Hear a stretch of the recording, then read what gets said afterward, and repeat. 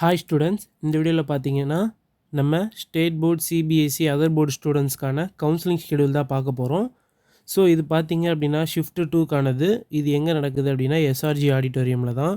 அதே மாதிரி பார்த்தீங்கன்னா கவுன்சிலிங் என்றைக்குன்னா 16th May 2025.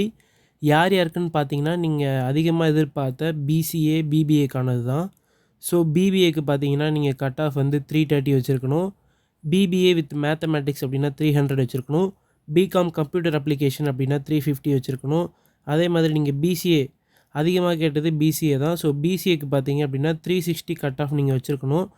நீங்கள் இந்த கட் ஆஃபில் உங்களோட மார்க் இருந்துச்சு அப்படின்னா நீங்கள் இந்த டிகிரிக்கு அப்ளை பண்ணியிருந்தீங்க அப்படின்னா நீங்கள் இந்த கவுன்சிலிங் அட்டன் பண்ணலாம். உங்களுக்கு எஸ்எம்எஸோ இமெயிலோ வரலைனா கூட நீங்கள் இந்த கட் ஆஃப் ரேஞ்சில் இருந்தீங்க அப்படின்னா கவுன்சிலிங் அட்டன் பண்ணலாம்.